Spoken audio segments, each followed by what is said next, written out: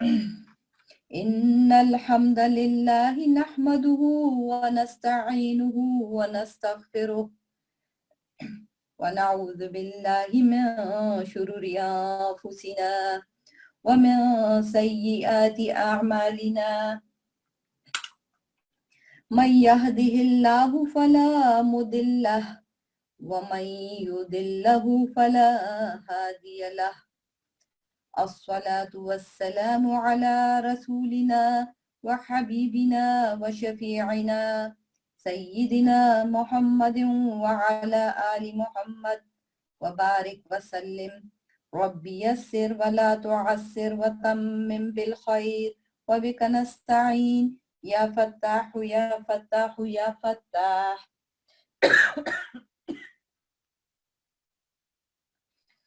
جیسے کہ ہم سب نے الحمدللہ سٹارٹ کیا ہوا ہے دورہ قرآن، اور آج ہم انشاءاللہ تعالی آیت نمبر 86 سے سٹارٹ کریں گے. پلیز آپ اپنے فون مائکس کو بند کر دیں کیونکہ آپ کی آواز پھر ریکارڈ ہو رہی ہے.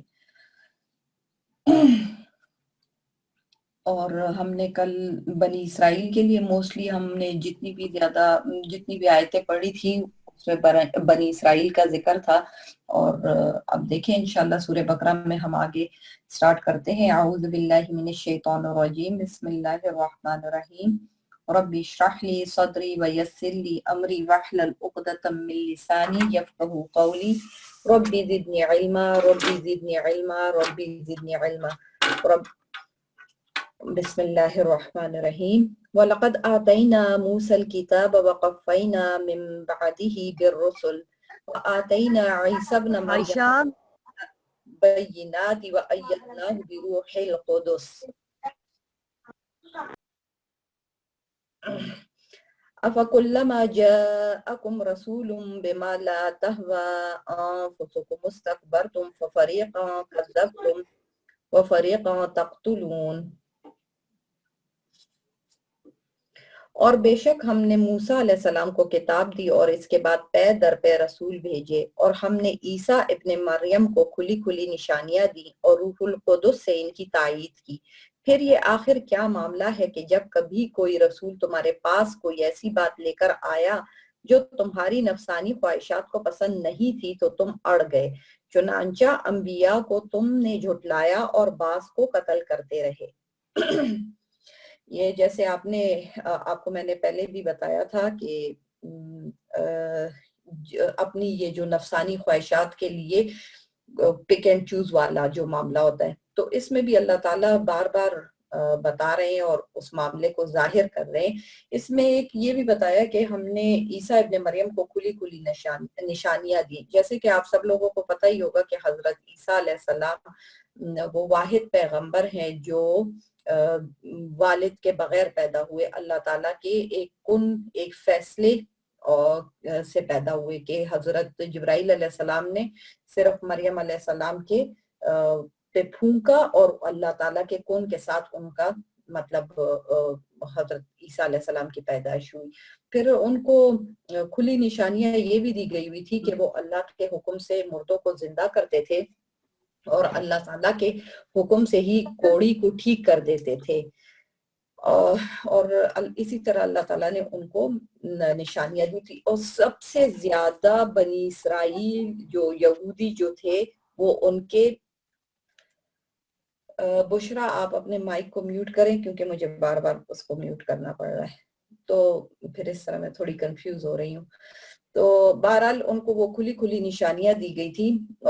اس طرح یہودی بیسیکلی ان کے بہت زیادہ مخالف تھے. جیسے میں نے آپ کو پہلے بھی بتایا نا کہ یہودی ریشو تھا ان کا کہ 999 پیغمبروں کو وہ قتل کرتے تھے. انہوں نے حضرت زکریا علیہ السلام کو قتل کیا، انہوں نے حضرت یحییٰ علیہ السلام کو صرف ایک فاحشہ کے کہنے پر قتل کیا کہ اس نے کہا کہ میں اس بادشاہ سے شادی تب کروں گی. بادشاہ نے جب شادی کا پیغام یا جو بھی بڑا تھا علاقے کا کہ میں اس سے شادی تب کروں گی کہ جب وہ مجھے حضرت یحییٰ علیہ السلام کا سر پیش کریں گے.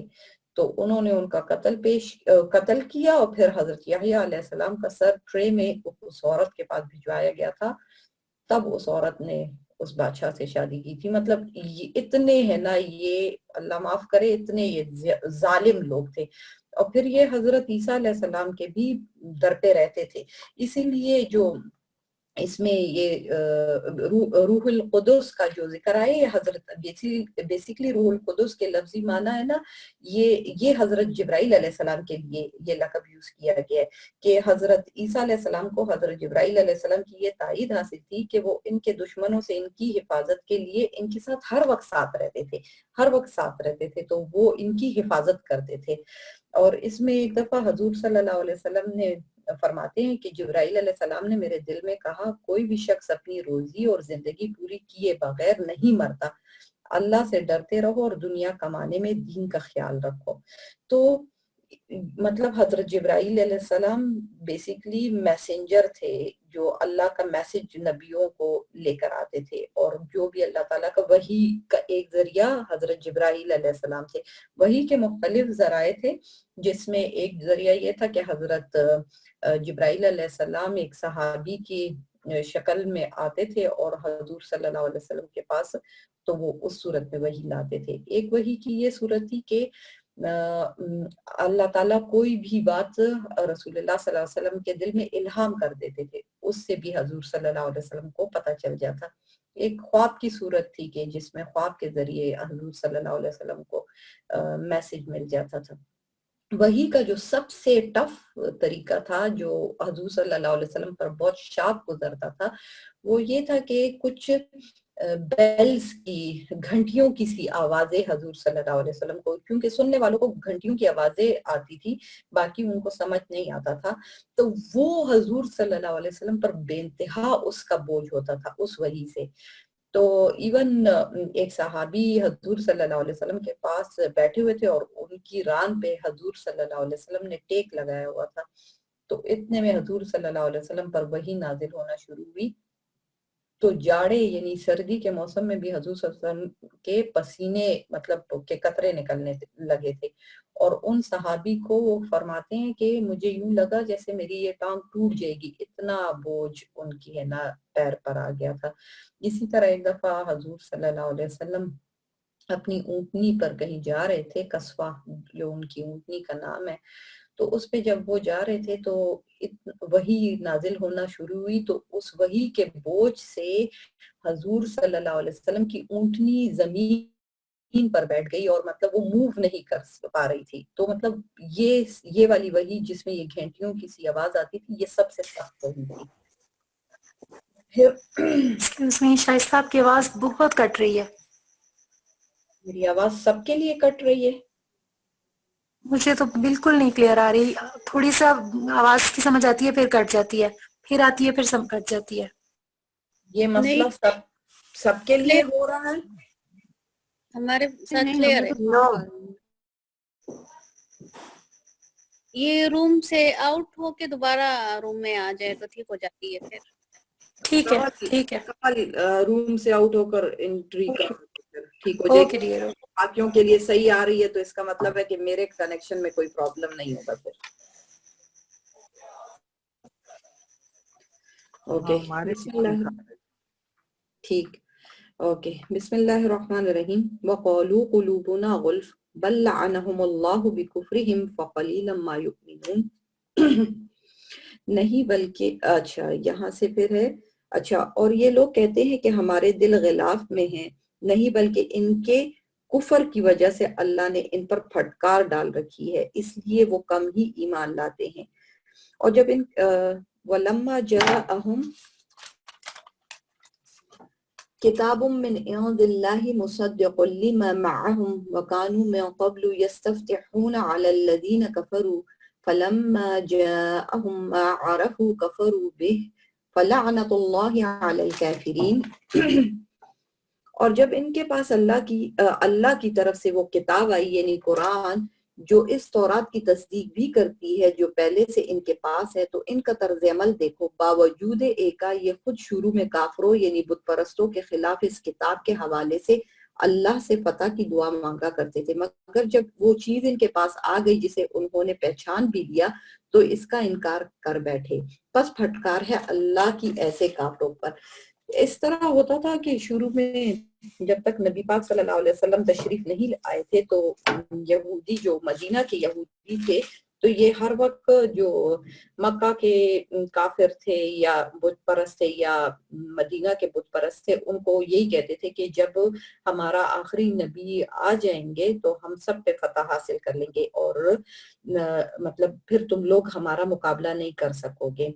تو اب اللہ تعالیٰ اسی بات کو یاد کرا رہے ہیں کہ پہلے تو تم دعائیں مانگ رہے ہوتے تھے کہ ہمارے نبی تشریف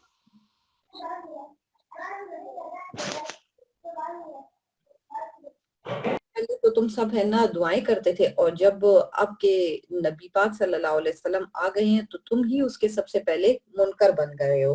تو یہ جو اس طرح کی یہ جو دعائیں مانگتے تھے کہ ہمیں ان سے مطلب بت پرستوں پر ہمیں فتح حاصل ہو جائے گی، مگر جب انہوں نے دیکھا کہ رسول اللہ صلی اللہ علیہ وسلم تشریف لے آئے تو وہ پھر اس حسد میں مبتلا ہو گئے کہ انہیں بنی اسرائیل کے بجائے بنی اسماعیل میں سے کیوں بھیجا گیا، یعنی کہ حضور صلی اللہ علیہ وسلم تو بنی اسماعیل سے آئے تھے، یعنی کہ حضرت اسماعیل علیہ السلام کے اولاد تھے، اور یہ لوگ حضرت اسرائیل یعنی حضرت یعقوب علیہ السلام جو حضرت اسحاق علیہ السلام کے بیٹے ان کی اولاد میں سے تھے۔ تو یہ اس حسد میں مبتلا ہو گئے، حالانکہ یہ لوگ جانتے بھی تھے کہ حضور صلی اللہ علیہ وسلم پر وہ ساری علامت صادق آتی ہے جو تورات میں نبی آخری زمان کے بارے میں بیان کی گئی ہے، مگر اس کے باوجود یہ آپ کو ماننے سے انکار کرتے تھے۔ ایک دفعہ کا یہ واقعہ ہے کہ جس میں حضرت صفیہ رضی اللہ عنہ ام المومنین حضرت صفیہ رضی اللہ عنہ جو تھیں وہ بیان کرتی ہیں جب ان کا حضور صلی اللہ علیہ وسلم سے نکاح ہو گیا تھا تو وہ بتاتی ہیں کہ ایک دن میرے والد اور میرے چچا رسول پاک صلی اللہ علیہ وسلم سے ملاقات کر کے آئے، تو میرے چچا نے میرے والد سے پوچھا کہ اس شخص کے بارے میں آپ کیا کہتے ہیں، تو میرے والد نے کہ یہ جو بات کر رہا ہے یہ ٹھیک بات کر رہا ہے، تو کہتے میرے والد نے کہا کہ کہہ تو یہ صحیح رہا ہے، تو پھر کہتے میرے چچا نے پوچھا تو پھر کیا کرنا ہے، تو انہوں نے کہا کہ ہم اس کی مخالفت کریں گے، کیونکہ اگر ہم نے اس کو مان لیا تو یہ جو سرداری ہے یہ تو ہم سے ساری چلی جائے گی۔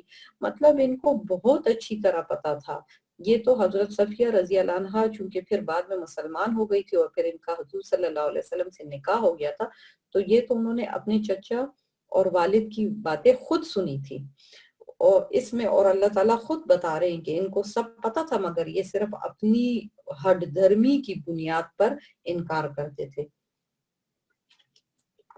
آج بھی اگر ہم دیکھیں تو ہم جو مسلمان ہوتے ہیں تو جو اللہ کے دین پر چلنے کی کوشش کر رہے ہوتے ہیں، آج کل جو بھی حالات ہو رہے ہوتے ہیں تو ہم تو کہتے ہیں کہ یہ دہشت گرد ہیں، مسلمانوں کو کیا کہا جاتا ہے، دہشت گرد ہی کہا جاتا ہے نا۔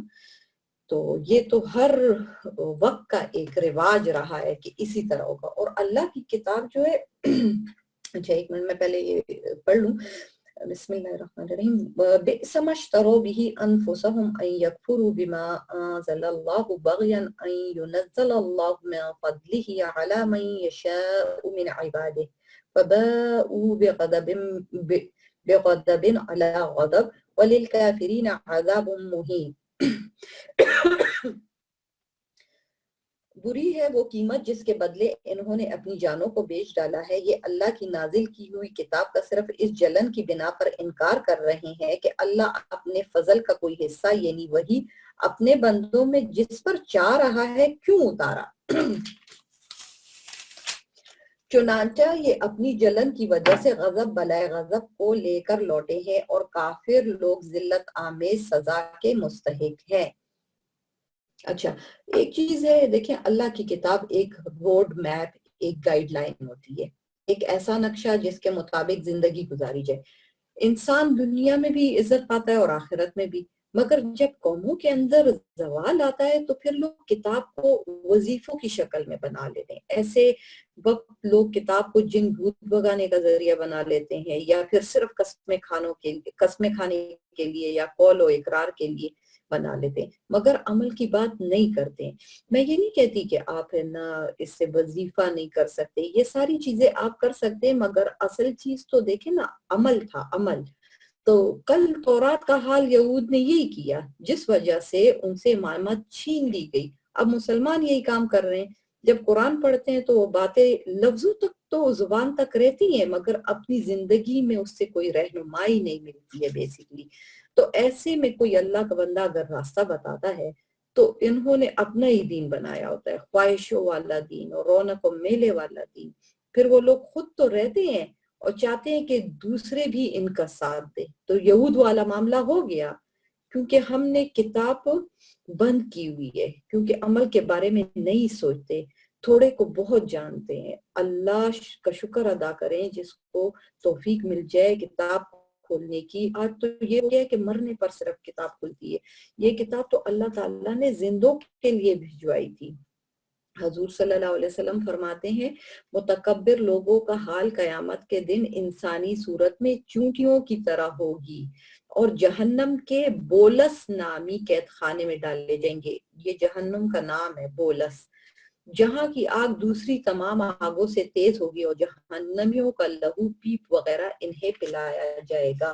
تو اللہ تعالیٰ ہمیں ایسے دن سے بچائے اور ہمیں جو زندگی اللہ تعالیٰ نے دی ہے تو اس کو اس کے احکام کے مطابق گزارے. وَإِذَا قِيلَ لَهُمْ آمِنُوا كَمَا أَنزَلَ اللَّهُ قَالُوا نُؤْمِنُ بِمَا أُنزِلَ عَلَيْنَا وَيَكْفُرُونَ بِمَا وَرَاءَهُ وَهُوَ الْحَقُّ مُصَدِّقًا لِمَا مَعَهُمْ قُلْ فَلِمَ تَقْتُلُونَ أَنبِيَاءَ اللَّهِ مِن قَبْلُ إِن كُنتُم مُؤْمِنِينَ وَلَقَدْ جَاءَكُم مُوسَى بِالْبَيِّنَاتِ ثُمَّ اتَّخَذْتُمُ الْعِجْلَ مِن بَعْدِهِ وَأَنتُمْ ظَالِمُونَ.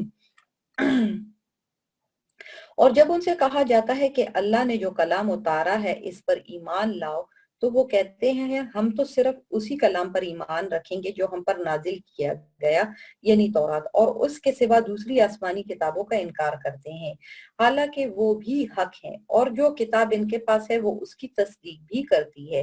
یعنی کہ تورات میں رسول اللہ صلی اللہ علیہ وسلم کی کھلی نشانیاں موجود تھی جس پہ یہ لوگ اعتراض کرتے تھے. حالانکہ جیسے میں نے آپ کو پہلے ہی بتایا کہ ان کو بہت اچھی طرح علم تھا مگر یہ اس کے انکاری تھے. اے پیغمبر تم ان سے کہو اگر تم واقعی تورات پر ایمان رکھتے تھے تو اللہ کے نبیوں کو پہلے زمانے میں کیوں قتل کرتے رہے ہو, اور خود موسیٰ علیہ السلام تمہارے پاس روشن نشانیاں لے کر آئے, پھر تم نے ان کے پیٹھ پیچھے یہ ستم ڈھایا کہ گائے کے بچڑے کو معبود بنا لیا. یہ جیسے میں نے آپ کو پہلے یہ بھی بتایا تھا کہ جب انہوں نے دریائے نیل, جب فرعون کو اللہ تعالیٰ نے پانی میں غرق کر دیا تھا اور انہوں نے اس دریا کو کراس کر لیا تھا, اللہ تعالیٰ نے دریا کو 2 حصوں میں پھاڑ دیا تھا اور انہوں نے پورے دریا کو کراس کیا بنی اسرائیل نے, اور پھر اس کے بعد فرعون کا لشکر اس دریا میں داخل ہوا. جب لشکر داخل ہوا ایک روایت میں آتا ہے کہ مطلب یہ 11 قبیلے تھے نا ان کے, تو ہر قبیلے کے لیے الگ سے اللہ تعالیٰ نے مطلب وہ پانی میں بھی راستہ الگ سے ہی بنائے. تو پھر ان کو یہ اعتراض تھا کہ مجھے اپنے دوسرے قبیلے والے لوگ نظر نہیں آ رہے ہیں, تو اللہ تعالیٰ نے ان کو وہ پانی بھی ٹرانسپیرنٹ سا کر دیا تھا کہ جب یہ گزرتے تھے تو ان کو وہ دوسرے سائڈ کے لوگ بھی نظر آ رہے تھے. سبحان اللہ, اتنے لاڈ پیار سے اللہ تعالیٰ نے ان کو رکھا ہوا تھا, اور پھر اللہ تعالیٰ نے ان کی نظروں کے سامنے فرعون کو پانی میں غرق کیا. یہ سب کچھ دیکھنے کے باوجود یہ لوگ جب اس سائٹ پر آئے کراس کر کے, تو جیسے میں نے آپ کو بتایا نا کہ اللہ تعالیٰ نے حضرت موسیٰ علیہ السلام کو 40 دنوں کے لیے کوہ طور پر بلا لیا تھا, تو انہوں نے پیچھے سے ایک بچڑا بنا لیا تھا. ایک ان میں جادوگر تھا جس کا نام سامری تھا.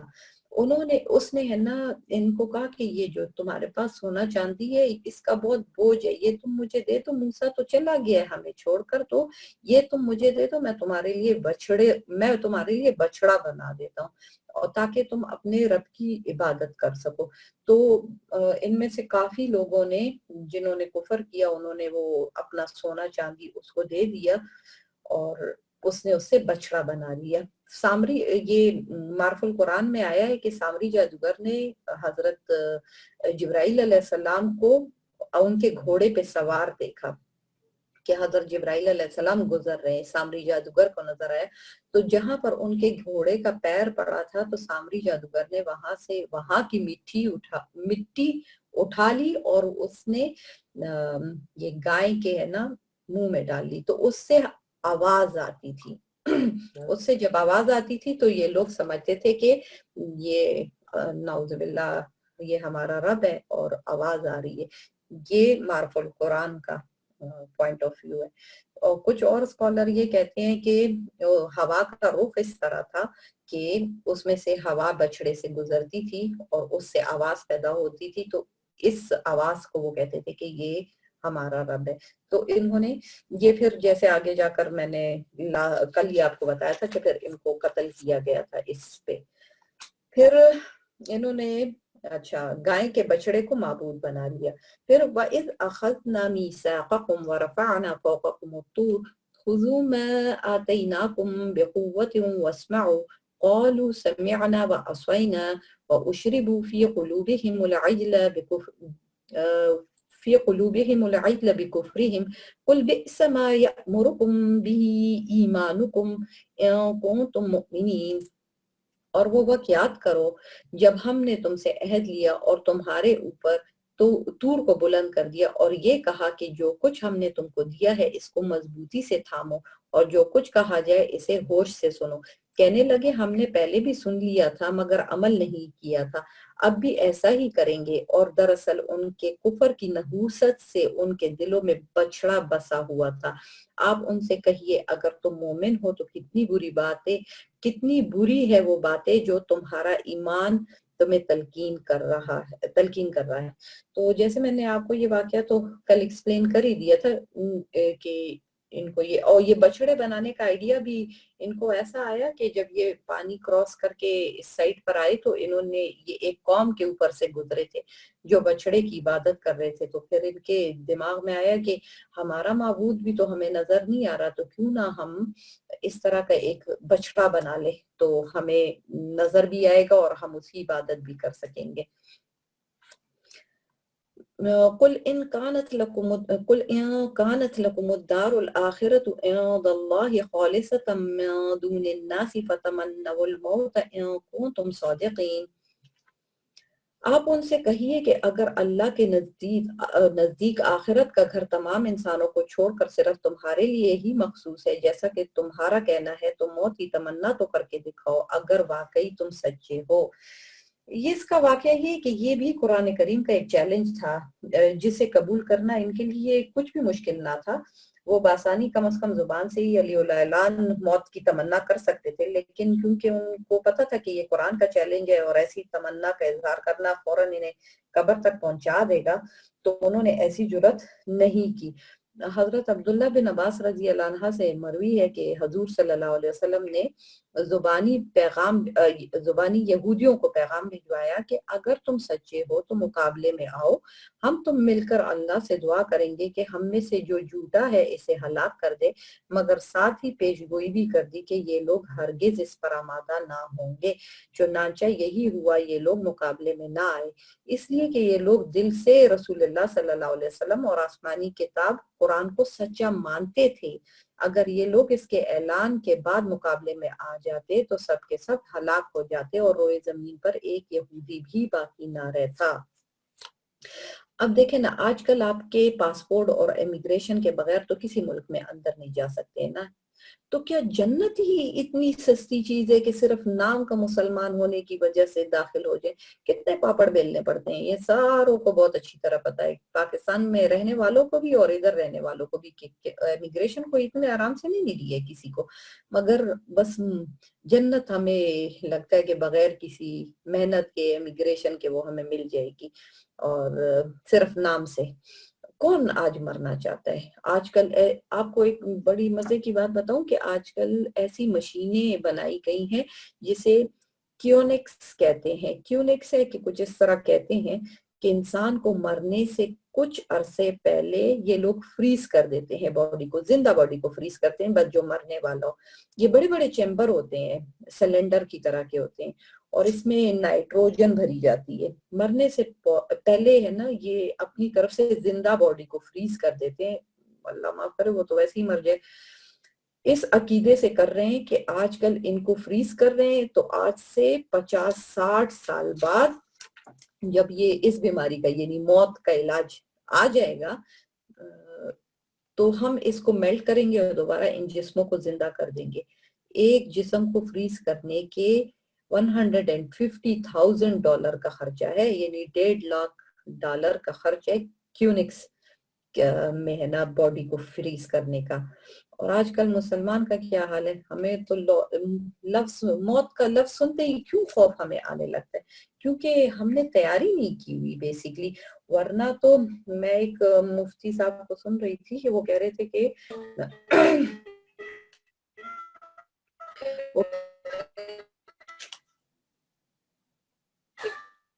یہ آپ اپنا پلیز میوٹ کر دیں, میوٹ ادھر سے نہیں ہو رہا, آپ اپنا فون پلیز میوٹ کر دیں. خیر بہرحال وہ مفتی صاحب نے جو اپنے آگے اسٹوڈنٹ بیٹھے ہوئے تھے ان سے پوچھا کہ موت کے بارے میں پوچھا کہ تم میں سے کون مرنا چاہتا ہے, تو کسی نے بھی ہاتھ نہیں اٹھایا کہ مرنے کے بارے میں. سچی بات ہے, کون مرنا چاہتا ہے؟ تو پھر اس کے بعد انہوں نے کہا اچھا تم میں سے کون جنت میں جانا چاہتا ہے, تو ساروں نے ہاتھ اٹھا لیے. تو وہ مسکرانے لگے کہ جب تک تم مرو گے نہیں تو تم جنت میں کیسے جاؤ گے, اس کا مطلب ہے تمہیں مرنا تو ہے نا. تو اس کا یہ مطلب نکالا جائے کہ پھر اس کا مطلب ہے تیاری کرو اس موت کی جو کسی بھی لمحے آ سکتی ہے. پلیز آپ اپنا یہ فون جو ہے اگر میوٹ کرتے تو بڑی مہربانی ہوگی. وَلَن يَتَمَنَّوْهُ أَبَدًا بِمَا قَدَّمَتْ أَيْدِيهِمْ وَاللَّهُ عَلِيمٌ بِالظَّالِمِينَ. اور ہم بتا دیتے ہیں انہوں نے اپنے جو کرتوت آگے بھیج رکھے ہیں ان کی وجہ سے یہ کبھی ایسی تمنا نہیں کریں گے, اللہ ظالموں کو خوب جانتا ہے. وَلَتَجِدَنَّهُمْ أَحْرَصَ النَّاسِ عَلَى الْحَيَاةِ وَمِنَ الَّذِينَ أَشْرَكُوا يَوَدُّ أَحَدُهُمْ لَوْ يُعَمَّرُ أَلْفَ سَنَةٍ وما هو بمزحزحه من العذاب ان يعمر والله بصير بما يعملون. بلکہ یقیناً تم ان لوگوں کو پاؤ گے کہ انہیں زندہ رہنے کی حرص دوسرے تمام انسانوں سے زیادہ ہے, یہاں تک کہ مشرکین سے بھی زیادہ. یہ یہودیوں کا ذکر ہو رہا ہے. ان میں کا ایک شخص یہ چاہتا ہے کہ 1000 سال عمر پائے, حالانکہ کسی کی بڑی عمر پا لینا اسے عذاب سے دور نہیں کر سکتا, اور یہ جو عمل بھی کرتے ہیں اللہ اسے اچھی طرح دیکھ رہا ہے. قُلْ مَنْ كَانَ عَدُوًّا لِجِبْرِيلَ فَإِنَّهُ نَزَّلَهُ عَلَى قَلْبِكَ بِإِذْنِ اللَّهِ مُصَدِّقًا لِمَا بَيْنَ يَدَيْهِ وَهُدًى وَبُشْرَى لِلْمُؤْمِنِينَ. اے پیغمبر کہہ دو کہ اگر کوئی شخص جبرائیل علیہ السلام کا دشمن ہے تو ہوا کرے, انہوں نے تو یہ کلام اللہ کی اجازت سے تمہارے دل میں اتارا ہے جو اپنے سے پہلے کی کتابوں کی تصدیق کر رہا ہے, اور ایمان والوں سے مجسم ہدایت اور یہ ایمان والوں کے لیے مجسم ہدایت اور خوشخبری ہے. یہ یہاں پر ہے نا یہودیوں کا بعض یہودیوں نے حضور صلی اللہ علیہ وسلم سے کہا کہ آپ کے پاس جبرائیل علیہ السلام وحی لے کر آتے ہیں, چونکہ ہمارے لیے وہ بڑے سخت پیغام لایا کرتے تھے اس لیے ہم انہیں اپنا دشمن سمجھتے ہیں, اگر کوئی اور فرشتہ لا رہا ہوتا تو ہم کچھ غور کر لیتے. مطلب یہ ان کی مرضی کے حساب سے تو کچھ نہیں ہوگا نا کہ کون سا پیغمبر کون سا فرشتہ وحی لے کر آئے گا. صحیح بخاری کی روایت میں ہے کہ حضور صلی اللہ علیہ وسلم مدینہ میں تشریف لائے تو حضرت اپنے باغ میں تھے اور یہودیت پر قائم تھے. یہ ایک صحابی کا نام ہے. وہ حضور صلی اللہ علیہ وسلم کے پاس تشریف لائے اور کہا حضور صلی اللہ علیہ وسلم فرمائیے کہ قیامت کی پہلی نشانی کیا ہے. مطلب انہوں نے بیسیکلی ان سے 3 کوشچن کیے. مجھے اگر آپ ان 3 سوالوں کا جواب دے دیں گے تو میں مسلمان ہو جاؤں گا. کہ حضور صلی اللہ علیہ وسلم فرمائیے کہ قیامت کی پہلی نشانی کیا ہے, جنتیوں کا پہلا کھانا کیا ہے, اور کون سی چیز بچے کو کبھی ماں کی طرف کھینچتی ہے اور کبھی باپ کی طرف. آپ صلی اللہ علیہ وسلم نے فرمایا ان تینوں سوالوں کے جواب ابھی جبرائیل علیہ السلام نے مجھے بتائے. سنو. حضرت عبداللہ بن سلام رضی اللہ عنہ نے کہا وہ تو ہمارا دشمن ہے, تو آپ صلی اللہ علیہ وسلم نے تب یہ آیت تلاوت فرمائی، یہ جو ابھی ہم نے آیت پڑھی ہے نا. پھر فرمایا پہلی نشانی قیامت کی ایک آگ ہے جو لوگوں کے پیچھے لگے گی اور انہیں مشرق سے مغرب کی طرف اکٹھا کر دے گی. جنتیوں کی پہلی خوراک مچھلی کی کلیجی بطور ضیافت ہوگی. بس یہ سوچ لیں انشاءاللہ جنت میں یہی کھائیں گے پہلی خوراک. اور پھر تیسرے سوال کا، جب مرد کا پانی عورت کے پانی پر غالب آ جائے تو لڑکا اللہ کے حکم سے پیدا ہوتا ہے، اور عورت کا پانی اگر مرد کے پانی پر غالب آ جائے تو لڑکی پیدا ہوتی ہے. یہ جواب سنتے ہی وہ مسلمان ہو گئے کیونکہ ان کو ان کوشچنز کا پتہ تھا، تورات میں اس کا لکھا ہوا تھا. پھر حضور صلی اللہ علیہ وسلم سے فرمایا یہودی بہت بیوقوف لوگ ہیں، اگر انہیں میرا اسلام لانا پہلے سے معلوم ہو جائے تو وہ مجھے کہیں گے کہ آپ صلی اللہ علیہ وسلم پہلے انہیں مطلب پھر وہ مجھے کہیں گے کہ یہ تو ایسے ویسے جو بھی ان کے بارے میں غلط بات کریں. تو آپ صلی اللہ علیہ وسلم پہلے انہیں ذرا قائل کر لیں. پھر جب یہودی آئے تو آپ صلی اللہ علیہ وسلم نے ان سے پوچھا کہ عبداللہ بن سلام کیسے شخص ہے، یعنی کہ انہوں نے کہا کہ ان سے میرے بارے میں رائے لو اور میرے اسلام کا مت بتاؤ تاکہ یہ آپ کو صحیح بات بتائے. انہوں نے کہا بڑے بزرگ ہیں اور سرداروں کی اولاد میں سے ہیں اور ہمارے سردار ہیں. حضور صلی اللہ علیہ وسلم نے فرمایا اگر وہ اسلام قبول کر لیں پھر تمہیں اسلام قبول کرنے میں کوئی تعمل تو نہیں ہوگا. کہنے لگے اعوذ باللہ وہ مسلمان ہی کیوں ہونے لگے. حضرت عبداللہ رضی اللہ عنہ نے جب یہ جواب سنا جو اب تک چھپے ہوئے تھے وہ باہر آئے اور زور سے کلمہ پڑھا. تمام یہودی شور مچانے لگے یہ تو برے تھے. حضرت عبداللہ نے فرمایا حضور صلی اللہ علیہ وسلم مجھے اسی چیز کا ڈر تھا، یعنی کہ یہ لوگ اسی طرح کریں گے. جب تک ان کو پتہ نہیں تھا تو ان کے بارے میں اچھے کلمات کہہ رہے تھے اور جیسے ہی پتہ چلا تو ان کے دشمن ہو گئے. ما كان عدوا لله والملائكته ورسله وجبريل وميكال فإن الله عدو للكافرين. اور اگر کوئی شخص اللہ کا، اس کے فرشتوں اور رسولوں کا اور جبرائیل اور میکائیل کا دشمن ہے تو وہ سن رکھے کہ اللہ کافروں کا دشمن ہے. وَلَقَدْ أَنزَلْنَا إِلَيْكَ آيَاتٍ بَيِّنَاتٍ وَمَا يَكْفُرُ بِهَا إِلَّا الْفَاسِقُونَ أَوَكُلَّمَا عَاهَدُوا عَهْدًا نَبَذَهُ فَرِيقٌ مِّنْهُمْ بَلْ أَكْثَرُهُمْ لَا يُؤْمِنُونَ. وَلَمَّا جَاءَهُمْ رَسُولٌ مِّنْ عِندِ اللَّهِ مُصَدِّقٌ لِّمَا مَعَهُمْ نَبَذَ فَرِيقٌ مِّنَ الَّذِينَ أُوتُوا الْكِتَابَ كِتَابَ اللَّهِ وَرَاءَ ظُهُورِهِمْ كَأَنَّهُمْ لَا يَعْلَمُونَ. بے شک ہم نے آپ پر ایسی آیتیں اتاری ہیں جو حق کو آشکار کرنے والی ہیں اور ان کا انکار وہی لوگ کرتے ہیں جو نافرمان ہے. یہ آخر کیا معاملہ ہے، ان لوگوں نے جب کوئی عہد کیا ان کے ایک گروہ نے اسے ہمیشہ توڑ پھینکا بلکہ ان میں سے اکثر لوگ ایمان لاتے ہی نہیں. اور جب ان کے پاس اللہ کی طرف سے ایک رسول آئے اور اس تورات کی تصدیق کر رہے تھے جو ان کے پاس ہے تو اہل کتاب میں سے ایک گروہ نے اللہ کی کتاب تورات اور انجیل کو اس طرح پس پش ڈال دیا گویا وہ کچھ جانتے ہی نہ تھے کہ اس میں نبی آخری زمان صلی اللہ علیہ وآلہ وسلم کے بارے میں کیا ہدایات دی گئی تھی. اچھا اب اس کے بعد ایک اور واقعہ سٹارٹ ہو رہا ہے. یہ بیسیکلی تھوڑا سا میں بتا دوں کہ یہ اللہ تعالیٰ نے یہودیوں کی ایک اور بدعملی کی طرف اس میں اشارہ کیا ہے. وہ یہ کہ یہ جادو ٹونے کے پیچھے لگنا انہوں نے یہ سمجھتے تھے کہ یہ شرعاً جائز ہے حالانکہ یہ ناجائز تھا. بالخصوص اگر جادو میں شرکیہ کلمات اور یہ منتر وغیرہ پڑھے جائیں تو یہ کفر میں چلا جاتا ہے. اور حضرت سلیمان علیہ السلام کے زمانے میں کچھ شیاطین نے جس میں انسان اور جنات دونوں شامل تھے بعض یہودیوں پہ یہ پٹی پڑائی کہ حضرت سلیمان علیہ السلام کا جو ساری سلطنت ہے یہ بیسیکلی جادو کے زور پر ہے. اگر تم لوگ بھی جادو سیکھ لو گے تو تمہیں بھی یہ اقتدار حاصل ہو جائے گا. اور چنانچہ یہ لوگ جادو سیکھنے اور اس پر عمل کرنے میں لگ گئے. حالانکہ جادو پر عمل کرنا تو ناجائز ہے بلکہ یہ تو کفر تک انسان کو پہنچا دیتی ہے. دوسرا غضب انہوں نے یہ کیا کہ خود حضرت سلیمان علیہ السلام کو جادوگر قرار دے کر ان کے بارے میں مشہور کر دیا کہ انہوں نے آخری عمر میں نعوذ باللہ بتوں کو پوجنا شروع کر دیا تھا اور ان کے بارے میں غلط باتیں کرنی شروع کر دی، اور یہ ان کی آج بھی بائبل کی کتابوں میں لکھا ہوا ہے، مقدس کتابوں میں۔ تو پھر قرآن کریم نے اس آیت میں دیکھے کہ حضرت سلیمان علیہ السلام پر اس ناپاک بہتان کی تردید فرمائی اور واضح کیا کہ یہودیوں اور عیسائیوں کی کتابوں سے جو یہ الزام ہے یہ انتہائی غلط ہے، اور قرآن کریم نے صریح الفاظ میں یہود اور نصارہ کی کتابوں کی اس میں جو انہوں نے خود سے ایڈیشن کی ہے نا اس کی تردید کی ہے۔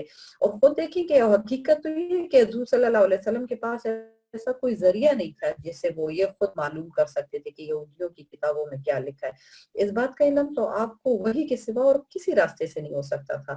تو اس آیت میں خود آپ کے صاحب وحی ہونے کی واضح دلیل موجود ہے کہ ایک تو نہ صرف یہ بتلایا کہ یہودیوں کی کتابوں میں حضرت سلیمان علیہ السلام پر بہتان لگا ہے، بلکہ جو انہوں نے بہتان لگایا اس کی تردید کی گئی ہے۔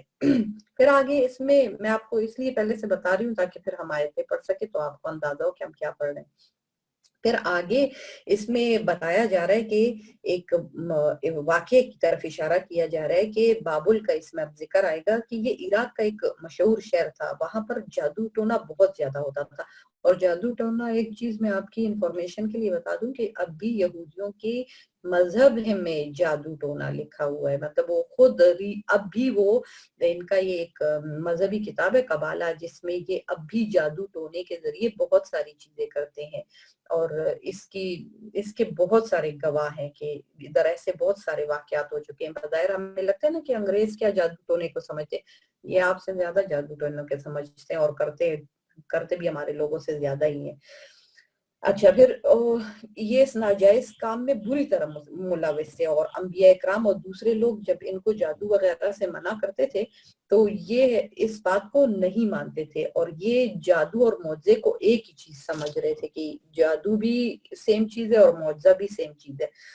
تو اس کے لیے اللہ تعالیٰ نے اپنے دو فرشتوں جن کا نام ہاروت و ماروت تھا دنیا میں انسانی شکل میں بھیجے تاکہ لوگوں کو جادو کی حقیقت سے آگاہ کریں کہ معجزات کا اور جادو کے کاموں سے کوئی تعلق نہیں ہے۔ معجزہ براہ راست اللہ کی طرف سے ہے، اور یہ جو جادو ہے اس کے برعکس یہ شعبدہ بازی ہے، اور یہ عالم اسباب ہے نا یہ دنیا، تو یہ اس کا حصہ ہے۔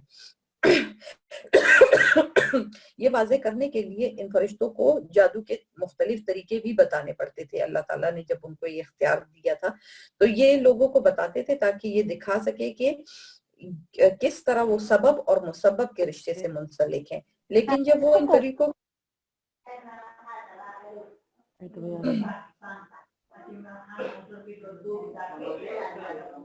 السلام علیکم۔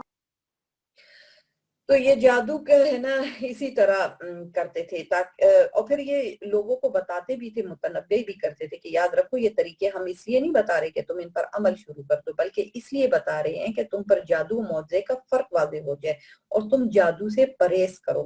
اور دوسرا وہ یہ بھی بتاتے تھے کہ ہمارا وجود تمہارے لیے ایک امتحان ہے، ہماری باتوں کو سمجھ کر تم جادو سے پرہیز کرو اور جادو کے طریقے مت سیکھو، اور ہم سے جادو کے طریقے سیکھ کر ان پر، مگر وہ پھر بھی کیا کرتے تھے، ان سے جادو کے طریقے سیکھ کر ان پر عمل شروع کر دیتے تھے۔ یہ کام انبیاء کے بجائے اللہ تعالیٰ نے بظاہر فرشتوں سے اس لیے کرایا کہ جادو کے فارمولے بتانا خواہ وہ صحیح مقصد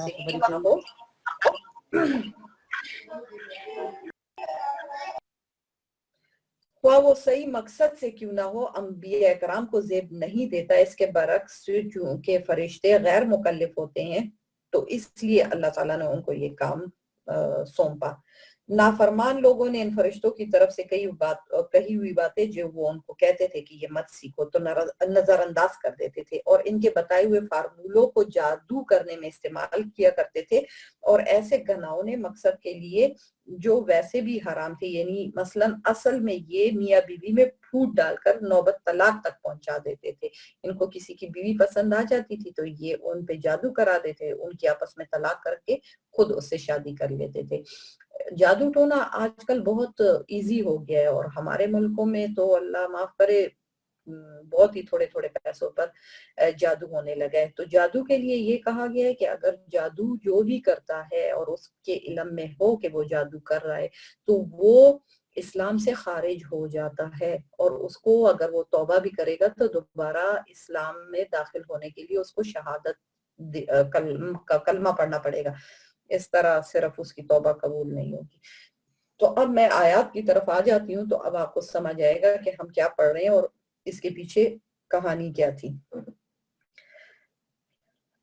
وَاتَّبَعُوا مَا تَتْلُو الشَّيَاطِينُ عَلَى مُلْكِ سُلَيْمَانَ وَمَا كَفَرَ سُلَيْمَانُ وَلَكِنَّ الشَّيَاطِينَ كَفَرُوا يُعَلِّمُونَ النَّاسَ السِّحْرَ وَمَا أُنزِلَ عَلَى الْمَلَكَيْنِ بِبَابِلَ هَارُوتَ وَمَارُوتَ وَمَا يُعَلِّمَانِ مِنْ أَحَدٍ حَتَّى يَقُولَا إِنَّمَا نَحْنُ فِتْنَةٌ فَلَا تَكْفُرْ فَيَتَعَلَّمُونَ مِنْهُمَا مَا يُفَرِّقُونَ بِهِ بَيْنَ الْمَرْءِ وَزَوْجِهِ وَمَا هُمْ بِضَارِّينَ بِهِ مِنْ أَحَدٍ إلا بإذن الله ويتعلمون ما يضرهم ولا ينفعهم ولقد علموا لمن اشتراه ما له في الآخرة من خلاق ولبئس ما شروا به أنفسهم لو كانوا يعلمون۔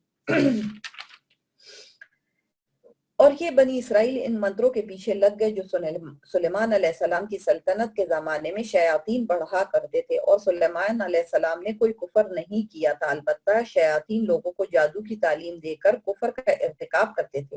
نیز یہ بنی اسرائیل اس چیز کے پیچھے لگ گئے جو شہر بابل میں ہاروت اور ماروت نامی دو فرشتوں پر نازل کی گئی تھی۔ یہ دو فرشتے کسی کو اس وقت تک کوئی تعلیم نہیں دیتے تھے جب تک اس سے یہ نہ کہہ دے کہ ہم محض آزمائش کے لیے بھیجے گئے ہیں، لہٰذا تم جادو کے پیچھے لگ کر کفر اختیار نہ کرنا۔ پھر بھی یہ لوگ ان سے وہ چیزیں سیکھتے تھے جس کے ذریعے مرد اور اس کی بیوی میں جدائی پیدا کر دیں۔ ویسے یہ واضح رہے کہ وہ اس کے ذریعے کسی کو اللہ کی مشیت کے بغیر کوئی نقصان نہیں پہنچا سکتے تھے، مگر وہ ایسی باتیں سیکھتے تھے جو ان کے لیے نقصان دہ تھی اور فائدہ مند نہ تھی۔ وہ یہ بھی خوب جانتے تھے کہ جو شخص ان چیزوں کا خریدار بنے گا آخرت میں اس کا کوئی حصہ نہیں ہوگا، اور حقیقت یہ ہے کہ وہ چیز بہت بری تھی جس کے بدلے انہوں نے اپنی جانیں بیچ ڈالی۔ کاش کہ ان کو اس بات کا حقیقی علم ہوتا۔ وَلَوْ أَنَّهُمْ آمَنُوا وَاتَّقَوْا لَمَثُوبَةٌ مِّنْ عِندِ اللَّهِ خَيْرٌ لَوْ كَانُوا يَعْلَمُونَ۔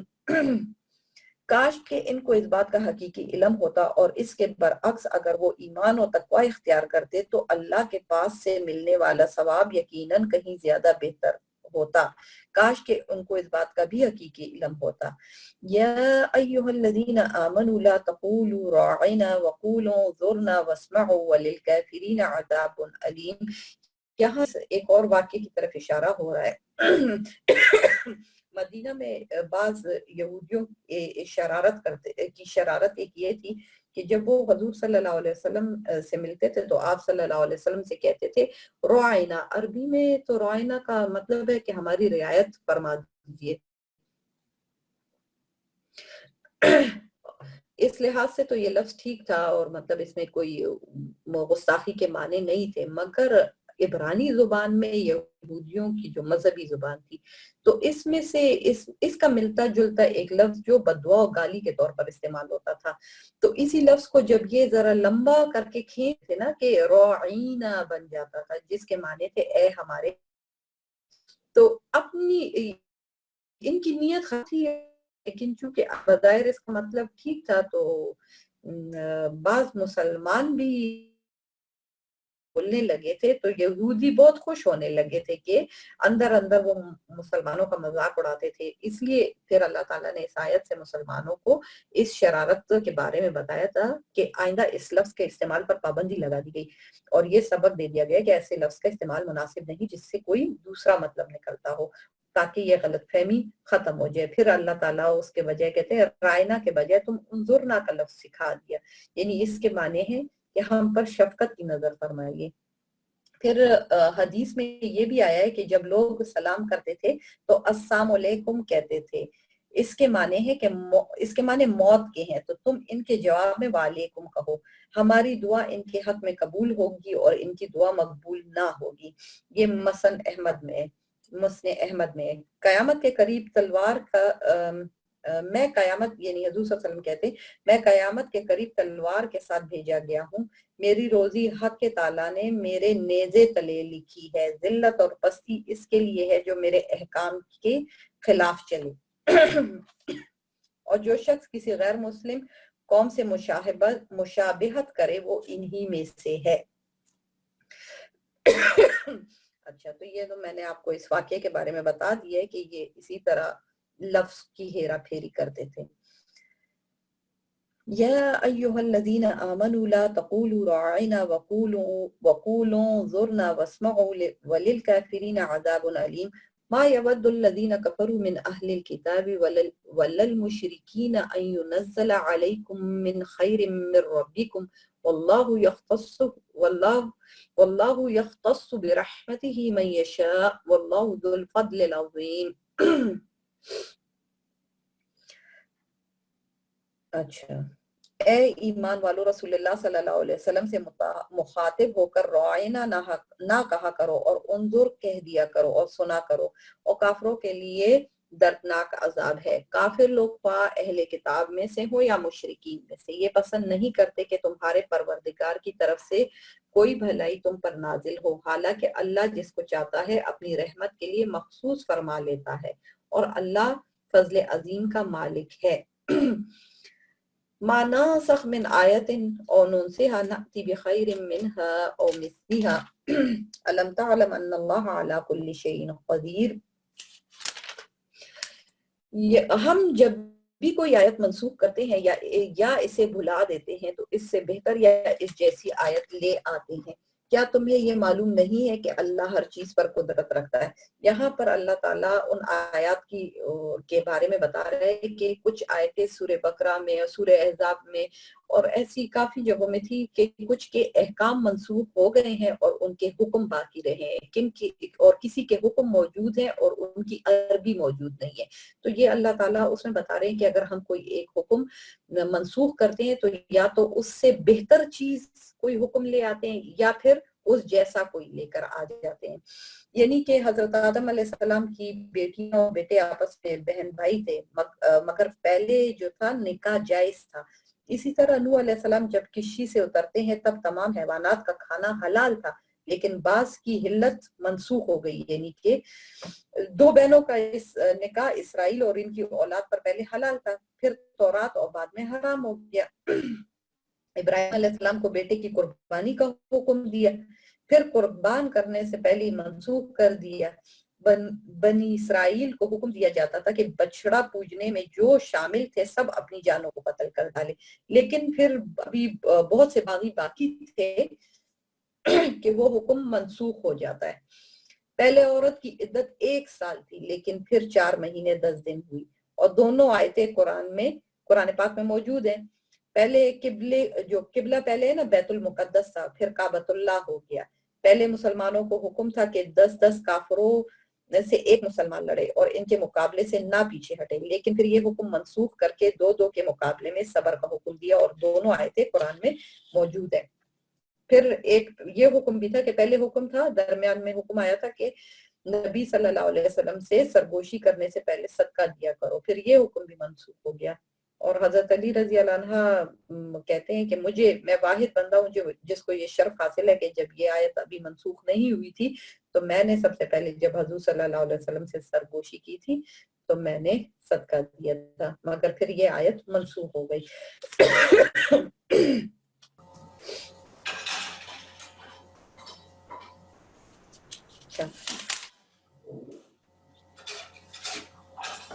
أَلَمْ تَعْلَمْ أَنَّ اللَّهَ لَهُ مُلْكُ السَّمَاوَاتِ وَالْأَرْضِ وَمَا لَكُم مِّن دُونِ اللَّهِ مِن وَلِيٍّ وَلَا نَصِيرٍ أَمْ تُرِيدُونَ أَن تَسْأَلُوا رَسُولَكُمْ كَمَا سُئِلَ مُوسَىٰ مِن قَبْلُ وَمَن يَتَبَدَّلِ الْكُفْرَ بِالْإِيمَانِ فَقَدْ ضَلَّ سَوَاءَ السَّبِيلِ۔ کیا تمہیں یہ معلوم نہیں کہ اللہ وہ ذات ہے کہ آسمانوں و زمین کی سلطنت تنہا اسی کی ہے، اور اللہ کے سوا نہ کوئی تمہارا رکھوالا ہے نہ مددگار۔ کیا تم یہ چاہتے ہو کہ اپنے رسول سے اسی قسم کے سوال کرو جیسے پہلے موسیٰ علیہ السلام سے کیے جا چکے ہیں؟ اور جو شخص ایمان کے بدلے کفر اختیار کرے وہ یقیناً سیدھے راستے سے بھٹک گیا ہے۔ اس میں اس آیت نمبر 108 میں کثرت سوال حجت بازی کے مترادف ہے. حدیث میں کہ رسول اللہ صلی اللہ علیہ وسلم فضول بکواس، مال کو ضائع کرنے اور زیادہ پوچھ گچھ سے منع فرماتے تھے. صحیح مسلم میں ہے کہ میں نبی صلی اللہ علیہ وسلم جب تک کچھ نہ کہوں تم بھی نہ پوچھو. تم سے پہلے لوگوں کو اسی خصلت کی وجہ سے ہلاک کر دیا گیا تھا کہ وہ بکثرت سوال کرتے تھے اور اپنے نبیوں سے اختلاف کرتے تھے. جب میں تمہیں حکم دوں تو اپنی طاقت کے مطابق بجا لاؤ اور اگر منع کروں تو رک جایا کرو. یہ آپ صلی اللہ علیہ وسلم نے اس وقت فرمایا جب لوگوں کو خبر دی کہ اللہ تعالیٰ نے تم پر حج فرض کیا ہے. تو کسی نے حضور صلی اللہ علیہ وسلم سے سوال کیا کیا رسول اللہ صلی اللہ علیہ وسلم ہر سال؟ آپ صلی اللہ علیہ وسلم خاموش ہو گئے. اس نے پوچھا آپ صلی اللہ علیہ وسلم انہوں نے دوبارہ پوچھا، آپ صلی اللہ علیہ وسلم پھر بھی خاموش رہے. اس نے تیسری دفعہ سوال کیا، آپ صلی اللہ علیہ وسلم نے فرمایا ہر سال نہیں، لیکن میں اگر ہاں کہہ دیتا تو ہر سال فرض ہو جاتا اور پھر تم کبھی بھی اس حکم کو بجا نہ لا سکتے. حضرت انس رضی اللہ عنہ فرماتے ہیں کہ جب رسول اللہ صلی اللہ علیہ وسلم نے سوال کرنے سے روک دیا تو ہم حضور صلی اللہ علیہ وسلم سے پوچھنے میں ہیبت کھاتے تھے کہ کوئی ناواقف آ جائے وہ پوچھے تو ہم بھی سن لیں. پھر ایک شخص حضور صلی اللہ علیہ وسلم سے کہا کہ کاش ہمارے وہ صحابہ میں سے کسی نے کہا کہ کاش ہمارے گناہوں کا کفارہ بھی اسی طرح ہو جاتا جس طرح بنی اسرائیل کے گناہوں کا کفارہ ہوتا تھا. آپ صلی اللہ علیہ وسلم نے سنتے ہی 3 دفعہ جناب باری تعالیٰ میں عرض کیا کہ نہیں الہی نہیں، ہم یہ نہیں چاہتے، ہم یہ نہیں چاہتے، ہم یہ نہیں چاہتے. پھر فرمایا سنو، بنی اسرائیل میں سے جہاں کوئی گناہ کرتا اس کے دروازے پر قدرتاً لکھا ہوا پایا جاتا اور ساتھ ہی اس کا کفارہ بھی لکھا ہوتا. اب یا تو دنیا کی رسوائی قبول کر کے کفارہ ادا کرے اور اپنے پوشیدہ گناہوں کو ظاہر کرے، یا کفارہ نہ دے اور آخرت کی رسوائی منظور کر لے. لیکن تم سے اللہ تعالیٰ نے فرمایا یعنی جس سے کوئی برا کام ہو یا وہ اپنی جان پر ظلم کر بیٹھے پھر استغفار کرے تو وہ اللہ کو بہت بڑا بخشش والا پائے گا. اسی طرح ایک نماز سے دوسری نماز تک کا کفارہ، ایک نماز دوسری نماز کے لیے کفارہ ہو جاتی ہے. پھر ایک جمعہ دوسرے جمعے تک. تو جو شخص برائی کا ارادہ کرے اور برائی نہ کرے تو برائی نہیں لکھی جاتی، اور اگر کر گزرے تو ایک گناہ لکھا جاتا ہے، اور اگر بھلائی کا ارادہ کرے اور نہ کرے لیکن بھلائی لکھ دی جاتی ہے، اور اگر کر لے تو 10 بھلائیاں لکھی جاتی ہیں. اب بتاؤ تم اچھے رہے یا بنی اسرائیل؟ تم بنی اسرائیل سے بہت اچھے ہو. ہاں اگر باوجود اتنے کرم اور رحم کے کوئی تباہ ہو تو سمجھو یہ خود ہلاک ہونے والا تھا. وَدَّ كَثِيرٌ مِّنْ أَهْلِ الْكِتَابِ لَوْ يَرُدُّونَكُم مِّن بَعْدِ إِيمَانِكُمْ كُفَّارًا حَسَدًا مِّنْ عِندِ أَنفُسِهِم مِّن بَعْدِ مَا تَبَيَّنَ لَهُمُ الْحَقُّ فَاعْفُوا وَاصْفَحُوا حَتَّى يَأْتِيَ اللَّهُ بِأَمْرِهِ إِنَّ اللَّهَ عَلَى كُلِّ شَيْءٍ قَدِيرٌ. مسلمانوں، بہت سے اہل کتاب اپنے دلوں کے حسد کی بنا پر یہ چاہتے ہیں کہ تمہارے ایمان لانے کے بعد تمہیں پلٹا کر پھر کافر بنا دے. باوجود ایک حق ان پر واضح ہو چکا ہے، چنانچہ تم معاف کرو اور درگزر سے کام لو یہاں تک کہ اللہ خود اپنا فیصلہ بھیج دے. بے شک اللہ ہر چیز پر قادر ہے. وَأَقِیمُوا الصَّلَاةَ وَآتُوا الزَّکَاةَ وَمَا تُقَدِّمُوا لِأَنفُسِکُم مِّن خَیْرٍ تَجِدُوهُ عِندَ اللَّهِ إِنَّ اللَّهَ بِمَا تَعْمَلُونَ بَصِیرٌ.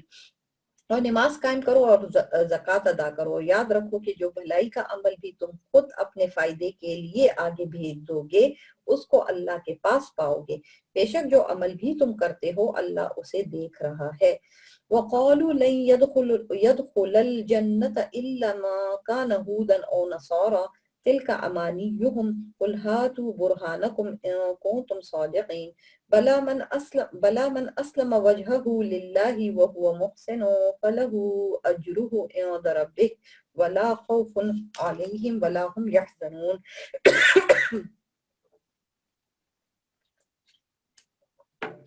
اور یہ یعنی یہودی اور عیسائی کہتے ہیں کہ جنت میں سوائے یہودیوں یا عیسائیوں کے کوئی بھی ہرگز داخل نہیں ہوگا، یہ محض ان کی آرزویں ہیں۔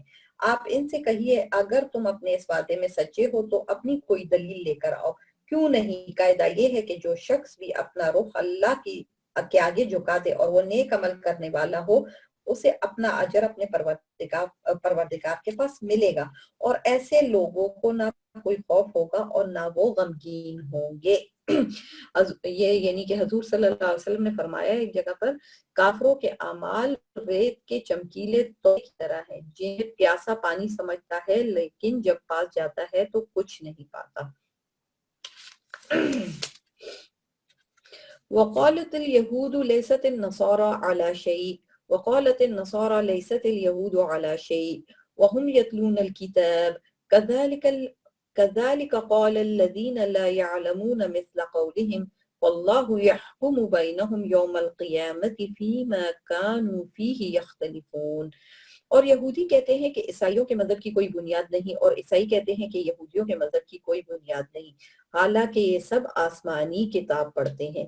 اسی طرح وہ مشرکین جن کے پاس کوئی آسمانی علم ہی سرے سے نہیں ہے، انہوں نے بھی ان اہل کتاب کی جیسے باتیں کہنی شروع کر دی، چنانچہ اللہ ہی قیامت کے دن ان کے درمیان ان باتوں کا فیصلہ کرے گا جن میں یہ لوگ اختلاف کرتے ہیں۔ یعنی سورہ حج میں ارشاد ہے کہ یعنی مومنوں اور یہودیوں اور صابی اور نصرانیوں، مجوسیوں اور مشرک میں قیامت کے دن اللہ خود فیصلہ فرمائیں گے۔ اللہ تعالیٰ ہر چیز پر گواہ اور موجود ہے۔ ومن اظلم ممن منع مساجد اللہ ان یذکر فیہا اسمہ وسعى فی خرابها اولئک ما کان لهم ان يدخلوها الا خائفین لهم فی الدنیا خزي ولهم فی الآخرة عذاب عظیم۔ اور اس شخص سے بڑا ظالم کون ہوگا جو اللہ کی مسجدوں پر اس کی بندش لگا دے اور ان میں اللہ کا نام لیا جائے اور ان کو ویران کرنے کی کوشش کرے۔ ایسے لوگوں کو یہ حق نہیں پہنچتا کہ وہ ان مسجدوں میں داخل ہوں مگر ڈرتے ہوئے۔ ایسے لوگوں کے لیے دنیا میں رسوائی ہے اور انہی کو آخرت میں زبردست عذاب ہوگا۔ اچھا، اس آیت کی تفسیر میں دو قول ہیں، ایک یہ کہ اس سے مراد نصارہ ہیں اور دوسرے مشرکین۔ نصرانی بھی بیت المقدس کی مسجد میں پلیدی ڈال دیتے تھے اور لوگوں کو اس میں نماز ادا کرنے سے روکتے تھے۔ یہ بخت نصر ایک بادشاہ تھا، وہ یہ کام کرتا تھا، مجوسی تھا وہ۔ بخت نصر نے جب بیت المقدس کی بربادی کے لیے چڑھائی کی تھی تو ان نصرانیوں نے اس کا ساتھ دیا تھا اور مدد کی تھی، اور یہودیوں کی دشمنی پر نصارہ نے ساتھ دیا تھا، اس لیے کہ بنی اسرائیل نے حضرت یحییٰ بن زکریا علیہ السلام کو قتل کر ڈالا تھا، اور مشرکین کے بھی حضور صلی اللہ علیہ وسلم کو حدیبیہ والے سال خانہ کعبہ سے روکا تھا، یہاں تک کہ زوتوا ایک شہر ایک علاقہ ہے میں آپ صلی اللہ علیہ وسلم کو قربانیاں دینی پڑی تھی۔ وَلِلَّهِ الْمَشْرِقُ وَالْمَغْرِبُ فَأَيْنَمَا تُوَلُّوا فَثَمَّ وَجْهُ اللَّهِ إِنَّ اللَّهَ وَاسِعٌ عَلِيمٌ۔ اور مشرق و مغرب سب اللہ ہی کے لیے ہے، لہٰذا جس طرف بھی تم رخ کرو گے وہی اللہ کا رخ ہے، بے شک اللہ بہت وسعت والا بڑا علم رکھنے والا ہے۔ اچھا، یہ اس میں نا حضور صلی اللہ علیہ وسلم مکہ میں جب مکہ مکرمہ میں نماز بیت المقدس کی طرف منہ کر کے پڑھتے تھے تو یہ کعبۃ اللہ بھی سامنے ہی ہوتا تھا اور بیت المقدس کی طرف منہ پڑھتے تھے، تو دونوں ان کے رخ پر ہوتے تھے۔ جب مدینہ تشریف لائے تو 16-17 ماہ تک تو ادھر ہی نماز پڑھتے رہے، مطلب کعبۃ اللہ کی طرف ہی، مطلب بیت المقدس کی طرف ہی منہ کر کے نماز پڑھتے رہے، مگر پھر اللہ تعالیٰ نے کعبۃ اللہ کی طرف متوجہ ہونے کا حکم دیا، یعنی یہ قبلے کا رخ چینج ہونے کے بارے میں۔ حضرت عبداللہ بن عباس رضی اللہ عنہ سے روایت ہے کہ قرآن میں سب سے پہلا منسوخ حکم یہی قبلے کا حکم ہے۔ آپ صلی اللہ علیہ وسلم کو آپ کی چاہت اور دعا اور انتظار کے مطابق کعبۃ اللہ کی طرف منہ کر کے نماز کا حکم دیا تو یہودیوں نے طعنہ زنی شروع کر دی کہ اب اس قبلے سے ہٹ گئے، تو اللہ تعالیٰ نے اس وقت پھر یہ آیت نازل کی۔ وَقَالُوا اتَّخَذَ اللَّهُ وَلَدًا سُبْحَانَهُ بل لہ ما فی السماوات والارض کل لہ قانتون، یہ لوگ کہتے ہیں کہ اللہ نے کوئی بیٹا بنایا ہوا ہے، حالانکہ اس کی ذات اس قسم کی چیزوں سے پاک ہے، بلکہ آسمانوں اور زمینوں میں جو کچھ ہے اسی کا ہے، سب کے سب اس کے فرما بردار ہیں۔ اچھا، ایک تو دنیا میں دیکھیں اللہ معاف کرے، یہ تو جیسے حضرت یہ عیسائی جو تھے نا حضرت عیسیٰ علیہ السلام کو خدا کا بیٹا کہتے، اسی طرح بعض یہودی بھی جو ہے نا وہ حضرت عزیر علیہ السلام کو خدا کا بیٹا مانتے تھے، اور مشرکین مکہ جو تھے نا یہ فرشتوں کو اللہ کی بیٹیاں کہا کرتے تھے۔ اس میں اس آیت میں ان سب کی تردید ہے۔ دنیا میں 4 قسم کی پیدائشیں ہیں، ایک حضرت آدم علیہ السلام جن کے کوئی ماں باپ نہیں تھے، ایک حضرت حوا رضی اللہ عنہا جو حضرت آدم علیہ السلام کی پسلی سے پیدا ہوئی، دوسرا حضرت عیسیٰ علیہ السلام بغیر باپ کے اللہ کے حکم سے پیدا ہوئے، اور پھر عام انسان جو ہے کہ دونوں ماں باپ سے پیدا ہوتے ہیں۔ تو یہ 4 قسم کی پیدائشیں۔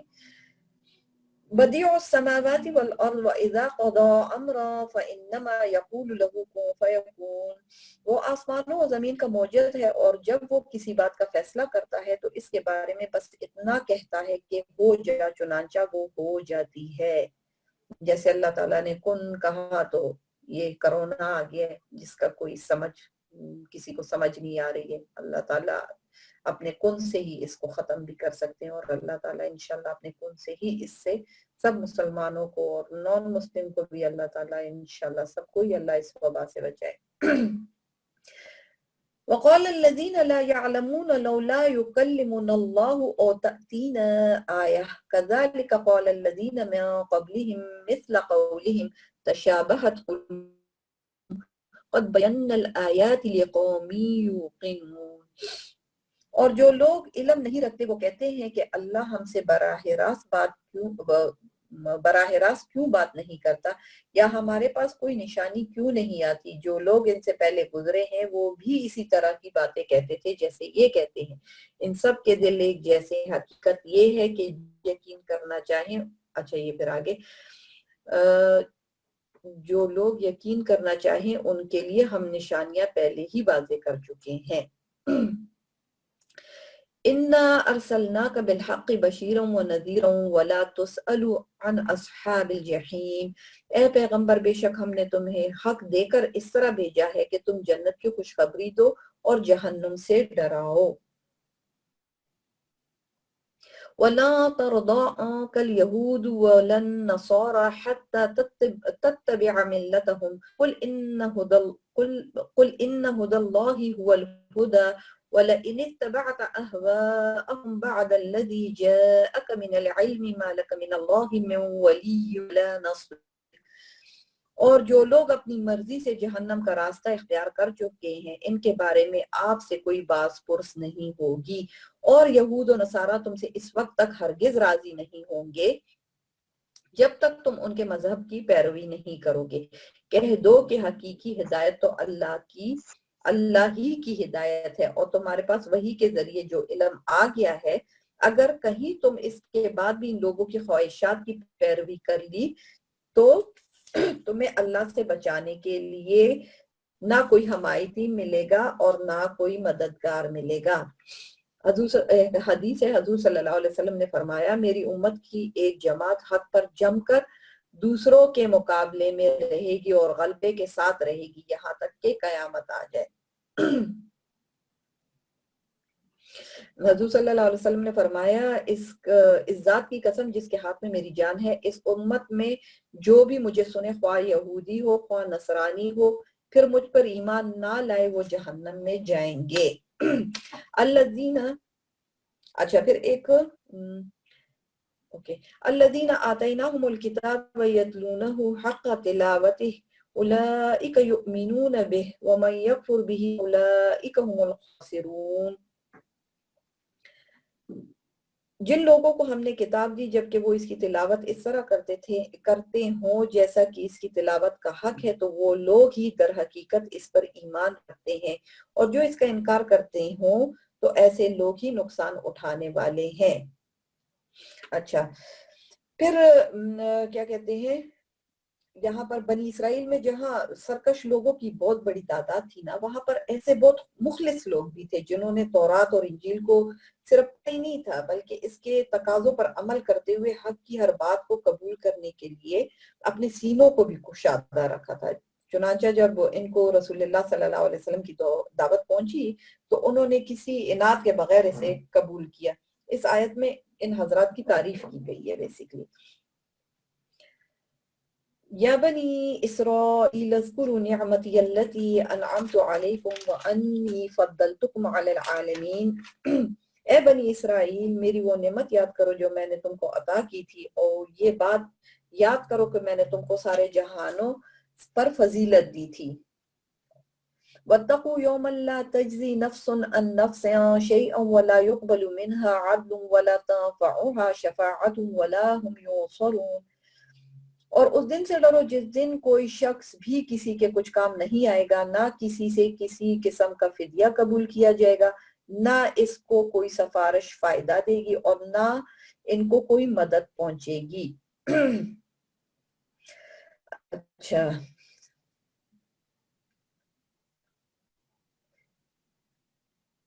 ان کو کوئی مدد پہنچے گی، ٹھیک ہے۔ اور وہ واقعات کرو جب ابراہیم، اچھا یہ بسم اللہ الرحمن الرحیم، وَإِذِ ابْتَلَىٰ إِبْرَاهِيمَ رَبُّهُ بِكَلِمَاتٍ فَأَتَمَّهُنَّ قَالَ إِنِّي جَاعِلُكَ لِلنَّاسِ إِمَامًا قَالَ وَمِن ذُرِّيَّتِي قَالَ لَا يَنَالُ عَهْدِ الظَّالِمِينَ۔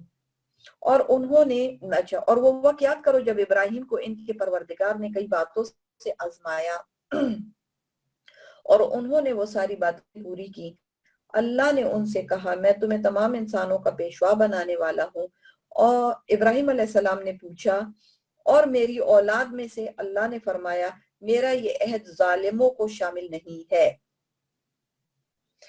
اچھا، یہ امامت اور قیادت جو ہے نا قربانیوں کے بعد ملتی ہے۔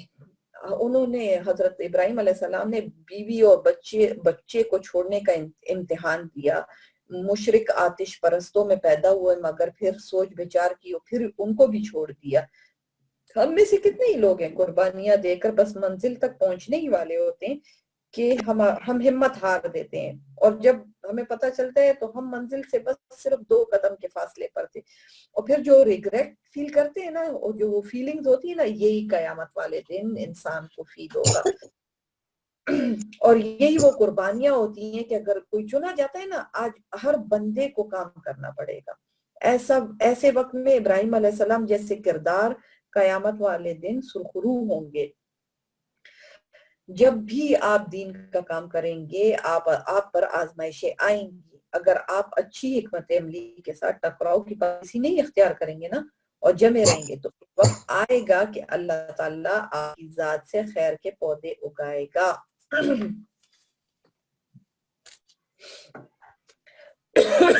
اور اس کی چھاؤں میں آپ کی آئندہ آنے والی نسلیں انشاءاللہ تعالیٰ بیٹھیں گی۔ اے اللہ، تو بندے کو دعا کرنی چاہیے کہ اے اللہ ہم سے بھی ایسے کام کروا اور ہمیں زمین کے ان ٹکڑوں پر لے جا جہاں ہماری وجہ سے بھی کچھ بیج ڈل جائیں جس کی کھیتی کلانے والے لوگ کاٹ سکیں۔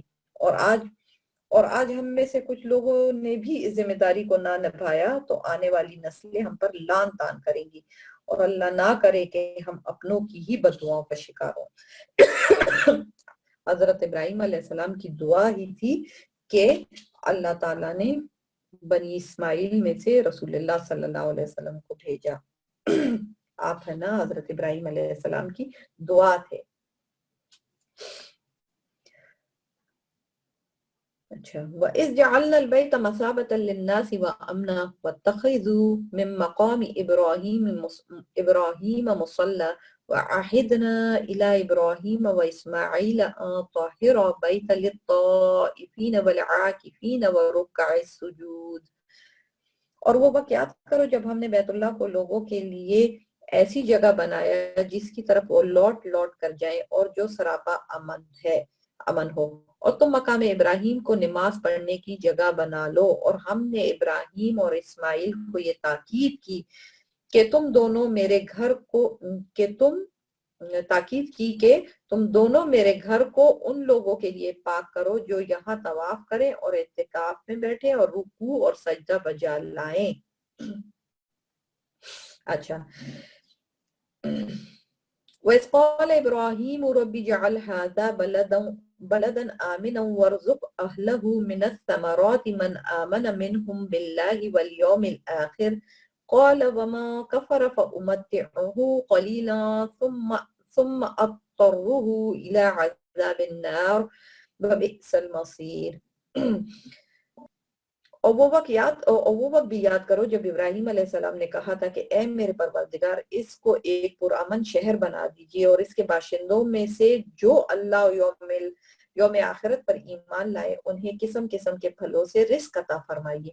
اللہ نے کہا اور جو کفر اختیار کرے گا اس کو بھی میں کچھ عرصے کے لیے لطف اٹھانے کا موقع دوں گا مگر پھر اسے دوزخ کے عذاب کی طرف کھینچ لے جاؤں گا وہ بدترین ٹھکانہ ہے.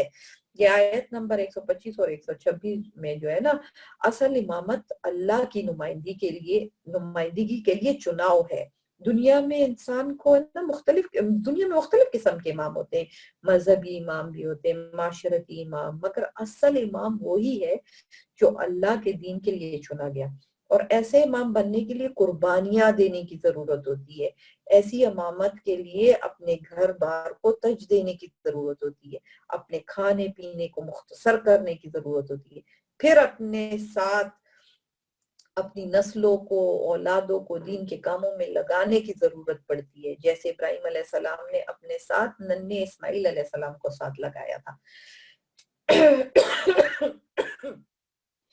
اچھا, پھر اس میں جو ہے نا ابراہیم علیہ السلام, آپ کو جب سب کو ہی پتہ ہے کہ حضرت اسماعیل علیہ السلام کے اولاد تھے اور حضرت ابراہیم علیہ السلام نے دعا کی تھی کہ اہل مکہ میں بھیجے جائیں, یعنی کہ حضور صلی اللہ علیہ وسلم کا کہا تھا. اب چونکہ دینی پیشوائی منتقل کی جا رہی تھی اس لیے اب قبلہ بھی اس بیت اللہ کو بنایا جانے والا تھا جو حضرت ابراہیم علیہ السلام اور ان کے صاحبزادے حضرت اسماعیل علیہ السلام نے تعمیر کیا تھا. پھر یہاں پر جو یہ مقام ابراہیم کا ذکر کیا جا رہا ہے نا, تو مقام ابراہیم اس پتھر کا نام ہے جس پر کھڑے ہو کر حضرت ابراہیم علیہ السلام نے بیت اللہ تعمیر کیا تھا. یہ پتھر ویسے آج بھی ہے نا موجود ہے, اور یہ حکم دیا گیا ہے کہ ہر وہ شخص جو بیت اللہ کا طواف کرے اور 7 چکر لگانے کے بعد اس پتھر کے سامنے کھڑے ہو کر بیت اللہ کا رخ کرے اور 2 رکعتیں پڑھے. ان رکعتوں کا اسی جگہ پر پڑھنا افضل ہے, مگر اگر جگہ نہ ہو اور کوئی مسئلہ ہو رہا ہو تو آپ یہ رکعتیں خانہ کعبہ میں کہیں پر بھی پڑھ سکتے ہیں. وَإِذْ يَرْفَعُ إِبْرَاهِيمُ الْقَوَاعِدَ مِنَ الْبَيْتِ وَإِسْمَاعِيلُ رَبَّنَا تَقَبَّلْ مِنَّا إِنَّكَ أَنْتَ السَّمِيعُ الْعَلِيمُ. اور اس وقت کا تصور کرو جب ابراہیم بیت اللہ کی بنیادیں اٹھا رہے تھے اور اسماعیل بھی ان کے ساتھ شریک تھے, اور دونوں یہ کہتے جاتے تھے کہ اے ہمارے پروردگار ہم سے یہ خدمت قبول فرما لے, بے شک تو اور صرف تو ہی ہر ایک کی سننے والا اور جاننے والا ہے. ربنا وجعلنا مسلمین لک ومن ذریتنا امة مسلمة لک وارنا مناسکنا وتب علینا انک انت التواب الرحیم. اے ہمارے پروردگار ہم دونوں کو اپنا مکمل فرما بردار بنا لے اور ہماری نسل سے بھی ایسی امت پیدا کر جو تیری پوری تابع دار ہو, اور ہم کو ہماری عبادتوں کے طریقے سکھا دے اور ہماری توبہ قبول فرما لے, بے شک تو اور صرف تو ہی معاف کر دینے کا خوگر اور بڑی رحمت کا مالک ہے. یہ بہت پیاری دعا ہے, اس کو یاد کرنا چاہیے. یہ جو یہاں سے شروع ہوتی ہے کہ ربنا تقبل منا انک انت السمیع العلیم, ربنا وجعلنا مسلمین لک ومن ذریتنا ومن ذریتنا امة مسلمة لک وارنا مناسکنا وتب علینا انک انت التواب الرحیم. یہ نوٹ کر لیں کہ اس دعا کو یاد کر لیا جائے. پھر ان 2 آیتوں میں ہے نا دین کی جگہ بنانی ہی نہیں ہے بلکہ آباد بھی رکھنی ہے, اس کے بارے میں بتایا جا رہا ہے کہ معلم کی ضرورت جگہ سے زیادہ ہے. حضرت ابراہیم علیہ السلام کو یہ مقام کیوں ملا؟ کیونکہ انہوں نے ہر قسم کی قربانی دی. آج ہمیں اگر ایک وقت کا کھانا نہ ملے تو ہم پریشان ہونے لگتے ہیں. آج ہم کھانے کے ساتھ ایون سلاد اور چٹنی نہ ہو تو ہم غصہ پھر کھانے لگتے ہیں. کیا ہمیں حق ہے کہ ہمارا نام ابراہیم ہو یا اسماعیل ہو؟ آج تو ہم دو نبیوں کے نام ملا کر اپنے نام رکھتے ہیں. دین قربانیوں سے پھیلتا ہے. اگر ہم میں سے اپنی اولادوں اور اپنی دولتوں اور اپنی ذاتی زندگی اور تجارتوں کو پکڑ کر بیٹھ جائیں گے تو ہم تو خوب پھل پھول جائیں گے اس وقت کے حساب سے، مگر یہ نہیں پتا چلا کہ یہ پھلنا پھولنا ہمیں دیکھنا بھی نصیب ہوگا یا نہیں. جب ہم دنیا سے جائیں گے تو ہمارے پاس کچھ بھی نہیں ہوگا. ہمارے پیارے گھروں میں ہمارے مرنے کے بعد کوئی ایک رات بھی نہیں رہنے دے گا. ہمارے بیڈ روم میں کوئی ہماری قبر نہیں بنانے دے گا. کوئی نہیں کہے گا کہ انہی گھروں سے چمٹی رہتی تھی تو آج اس کو اس سے جدا نہ کرو، ادھر بیڈ روم میں دفنا دو. سب بھاگیں گے، کہیں گے کہ پہلے تو بیڈ روم سے نکالو کہ رات کو ڈر لگے گا. ہمیں منو مٹی کے نیچے چھوڑ آئیں گے. اس وقت جو چیز ہمارے ساتھ جائے گی وہ صرف ہماری وہ قربانیاں ہوں گی جو ہم نے اللہ کے راستے میں دی ہوں گی. حضرت ابراہیم علیہ السلام اور اسماعیل علیہ السلام کعبہ بناتے جاتے تھے اور دعا کرتے جاتے تھے کہ اے اللہ تو قبول فرما. ہم بڑی بڑی رونقوں والی نیکیاں کرتے ہیں، کھانے پینے والی نیکیاں کرتے ہیں، اور یہ ہم ہی سوچتے ہیں اور یہ نہیں سوچتے ہیں کہ اللہ قبول کر بھی رہا ہے یا نہیں کر رہا.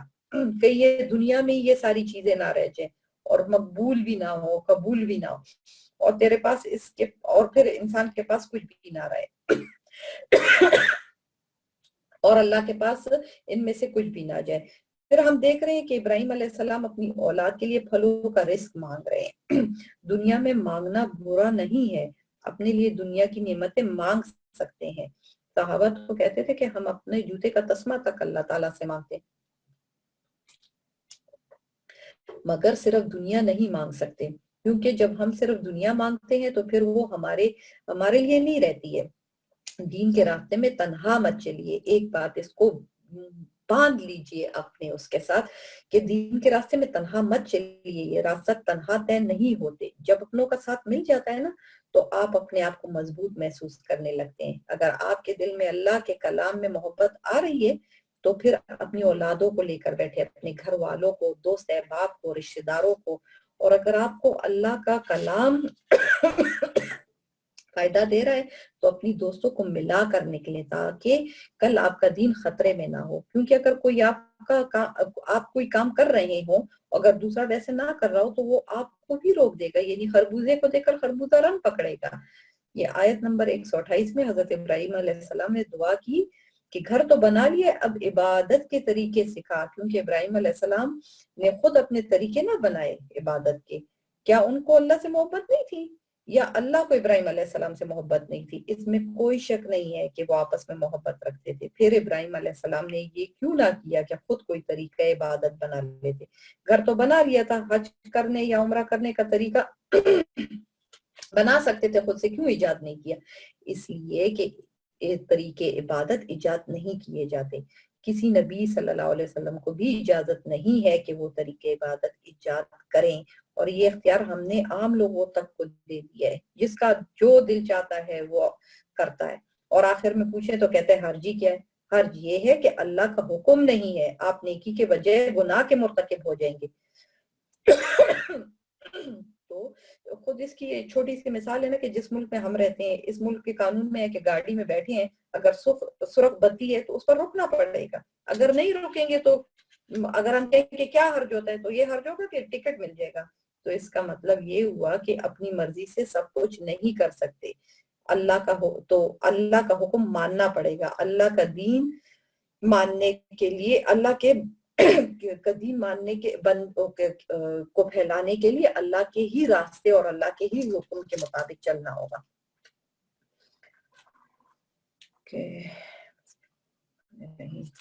ربنا وبعث فيهم رسولا منهم يتلو عليهم آياتك ويعلمهم الكتاب والحكمة ويزكيهم إنك أنت العزيز الحكيم. اور ہمارے پروردگار ان میں ایک ایسا رسول بھی بھیجنا جو انہی میں سے ہو، جو ان کے سامنے تیری آیتوں کی تلاوت کرے، انہیں کتاب اور حکمت کی تعلیم دے اور ان کو پاکیزہ بنا دے. بے شک تیری اور صرف تیری ذات وہ ہے جس کا اقتدار بھی کامل ہے، جس کی حکمت بھی کامل ہے. تو اس وجہ سے اللہ تعالیٰ نے رسول اللہ صلی اللہ علیہ وسلم کو بھجوایا اور حضرت ابراہیم علیہ السلام کی دعا قبول ہوئی. وَمَن يَرْغَبُ عَن مِّلَّةِ إِبْرَاهِيمَ إِلَّا مَا سَفِهَ نَفْسَهُ وَلَقَدِ اصْطَفَيْنَاهُ فِي الدُّنْيَا وَإِنَّهُ فِي الْآخِرَةِ لَمِنَ الصَّالِحِينَ.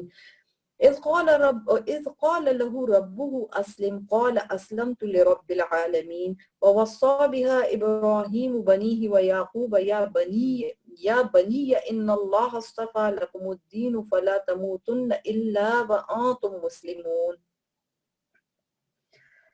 اور کون ہے جو ابراہیم کے طریقے سے انحراف کرے سوائے اس شخص کے جو خود اپنے آپ کو حماقت میں مبتلا کر چکا. حقیقت یہ ہے کہ ہم نے دنیا میں انہیں اپنے لیے چن لیا تھا اور آخرت میں ان کا شمار صالحین میں ہوگا.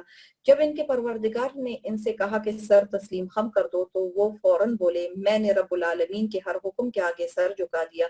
اور اسی بات کی ابراہیم نے اپنے بیٹوں کو وصیت کی اور یعقوب علیہ السلام نے بھی اپنے بیٹوں کو کہ اے میرے بیٹو اللہ نے یہ دین تمہارے لیے منتخب فرما لیا ہے لہذا تمہیں موت بھی آئے تو اس حالت میں آئے کہ تم مسلم ہو. ام کنتم شہداء اذ حضر یعقوب الموت اذ قال لبنیہ ما تعبدون من بعدی قالوا نعبد الہک و الہ آبائک ابراہیم و اسماعیل و اسحاق الہ واحدا ونحن له مسلمون.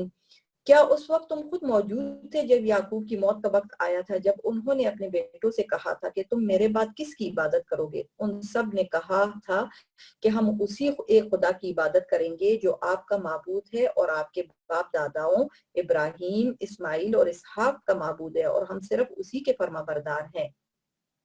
تلک امت قد خلت لها ما کسبت ولکم ما کسبتم ولا تسألون عما كانوا يعملون. وہ ایک امت تھی جو گزر گئی جو کچھ انہوں نے کمایا وہ ان کا ہے اور جو کچھ تم نے کمایا وہ تمہارا ہے. تم سے یہ نہیں پوچھا جائے گا کہ وہ کیا عمل کرتے تھے. وقالوا كونوا هودا او نصارى تهتدوا قل بل ملة إبراهيم حنيفا وما كان من المشركين قولوا آمنا بالله وما أنزل إلينا وما أنزل إلى إبراهيم وإسماعيل وإسحاق ويعقوب والأسباط وما أوتي موسى وعيسى وما أوتي النبيون من ربهم لا نفرق بين أحد منهم ونحن له مسلمون.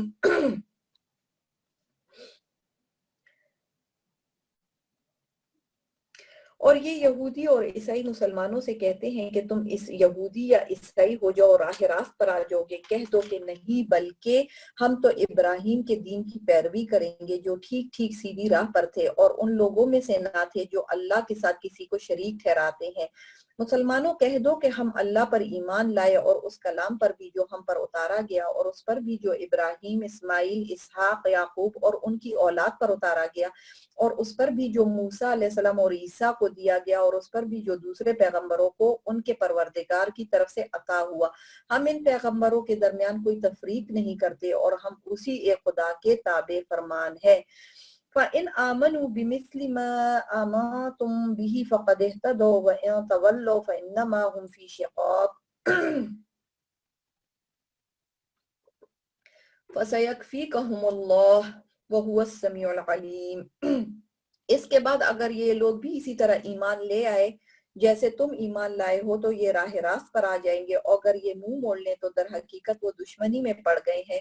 اب اللہ تمہاری حمایت میں عنقریب ان سے نمٹ لے گا اور وہ ہر بات سننے والا اور ہر بات جاننے والا ہے.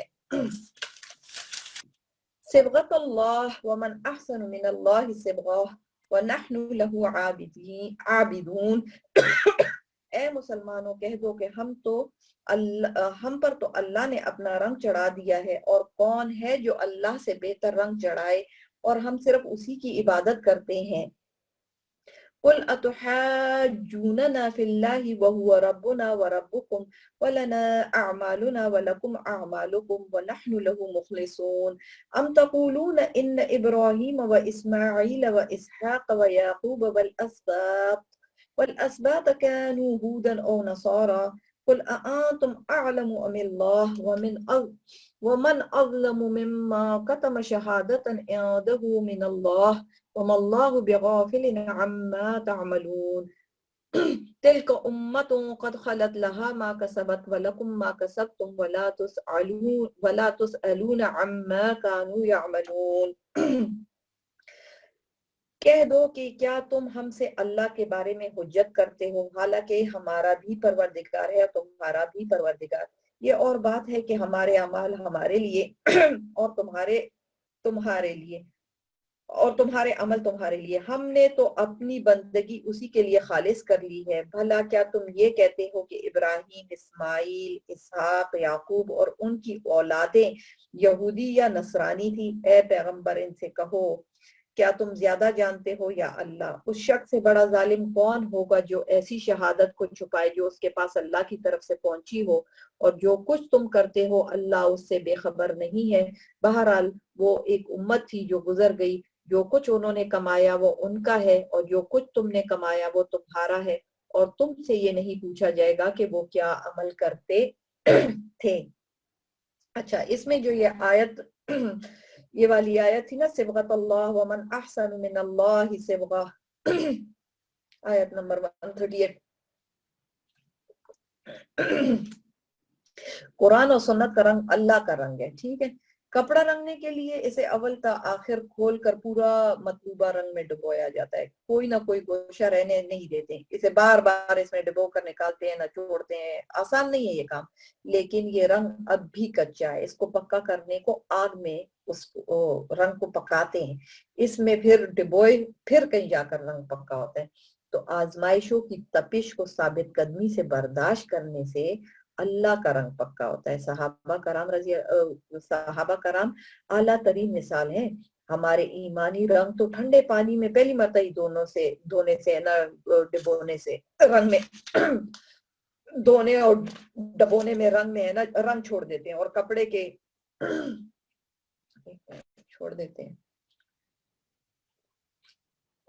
چھوڑ دینے والے کپڑے کے سے رنگ ہے.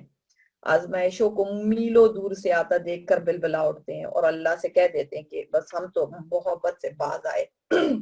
اس میں یہ عیسائیوں کی رسم کا بیپٹزم کے بارے کی طرف اشارہ ہے کہ یہ لوگ ہے نا جب کسی شخص کو عیسائی بناتے ہیں تو اسے غسل دیتے ہیں کہ اور وہ پانی رنگا ہوا ہوتا ہے. ان کا خیال ہے کہ اس پر عیسائی مذہب کا رنگ چڑھ جاتا ہے. اگر یہ بیپٹزم جب ان کے بچے بھی پیدا ہوتے ہیں تو یہ بیپٹزم ان کو دیا جاتا ہے، کیونکہ ان کے عقیدے کے مطابق ہر بچہ ماں کے پیٹ سے گناہگار پیدا ہو جاتا ہے، اور جب تک وہ اس کو یہ پانی سے نہیں نہلایا جاتا تو وہ گناہگار رہتا ہے. تو اللہ تعالیٰ قرآن کریم میں ارشاد فرما رہے ہیں کہ یہ بے سروپا خیال کی کوئی حقیقت نہیں. رنگ چڑھانا ہے تو اللہ کا رنگ چڑھاؤ جو خالص توحید کا رنگ ہے. صدق اللہ العظیم. اعوذ باللہ من الشیطان الرجیم. بسم اللہ الرحمن الرحیم. اللہم آنس وحشتنا فی قبرنا، اللہم ارحمنا بالقرآن العظیم واجعل لنا اماما ونورا وہدا ورحمہ.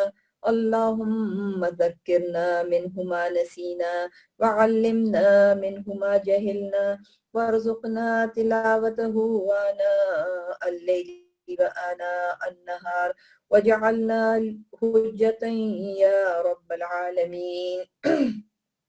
سبحانك لا علم لنا إلا ما علمتنا إنك أنت العليم الحكيم. ربنا تقبل منا إنك أنت السميع العليم وتب علينا إنك أنت التواب الرحيم. اللهم صل على سيدنا محمد وعلى آل سيدنا محمد وبارك وسلم. سبحانك اللهم وبحمدك نشهد أن لا إله إلا أنت نستغفرك ونتوب إليك. صدق الله العظيم.